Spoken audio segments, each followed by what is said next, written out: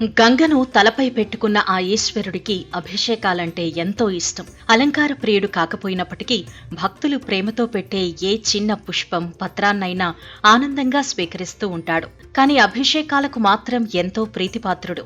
భక్తులు కూడా శివునికి అభిషేకం చేయటం ఎంతో పుణ్యంగా భావిస్తూ ఉంటారు. అలాంటి నీలకంఠేశ్వరుడిని ఓ నది ఏడాదిలో సగం రోజుల పాటు నిత్యం అభిషేకిస్తూనే ఉంటుంది. ఇలా ఒకటి కాదు, రెండు కాదు, దాదాపు 400 ఏళ్లుగా తన నదీ జలాలతో శివుడిని అభిషేకిస్తూ పునీతమవుతూ ఉంది.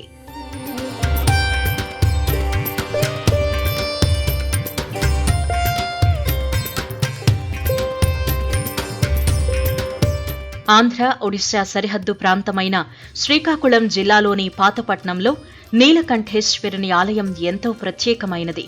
గజపతి రాజులు నిర్మించిన ఈ శివాలయంలో నీలకంఠేశ్వరుని రూపంలో శివుడు భక్తులకు దర్శనమిస్తాడు. ఆలయం గర్భగుడిలో ఉన్న శివలింగం 6 నెలల పాటు మహేంద్రతనయ నదీ జలాల మధ్య దర్శనమివ్వడం ఇక్కడి ప్రత్యేకత.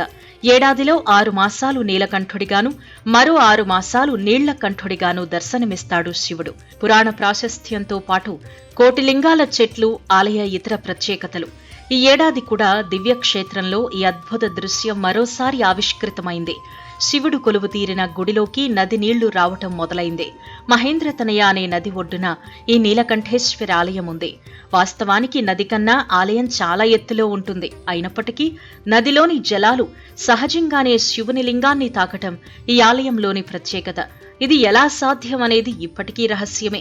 ప్రతి ఏటా జనవరి నుంచి జూన్ వరకు గర్భగుడిలో ఎలాంటి నీటి జాడ కనిపించదు. కానీ జులై నుంచి డిసెంబర్ వరకు నీలకంఠుడు నీళ్లలోనే భక్తులకు దర్శనమిస్తూ ఉంటాడు.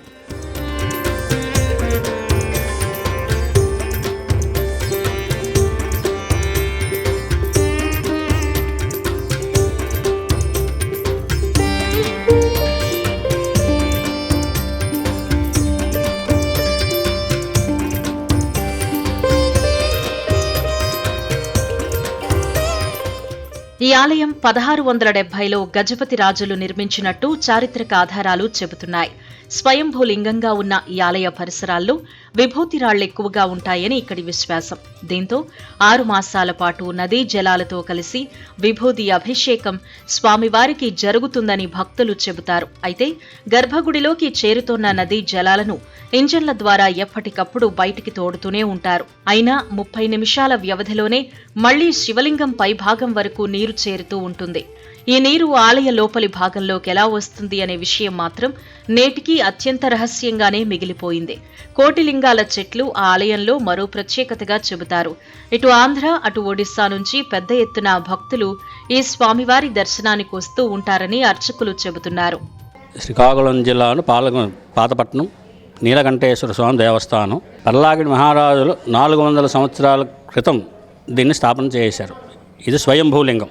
దీని విశిష్టం తెలుసుకోవడానికి చుట్టుపక్కల అన్ని గ్రామాల నుండి కూడా జనాలు విపరీతంగా వచ్చి ఇక్కడున్న విశిష్టం తెలుసుకొని ఇక్కడ పూజా కార్యక్రమం చేసేవాళ్ళది సంపూర్ణ ఫలితాన్ని పొందడంతో ఎక్కువ జనాలు ఇక్కడికి వస్తుంటారు.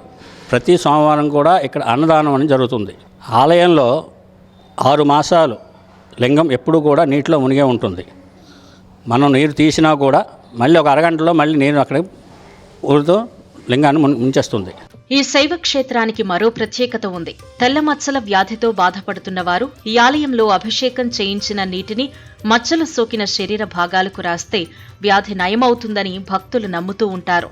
ప్రస్తుతం దేవాదాయ శాఖ అధీనంలో ఉన్న ఈ పురాతన దేవాలయంలో కార్తీక మాస ఉత్సవాలు అత్యంత వైభవంగా జరుగుతూ ఉంటాయి. ఇంతటి చరిత్ర, విశిష్టత కలిగిన శైవక్షేత్రం అభివృద్ధికి మాత్రం నోచుకోవటం లేదు.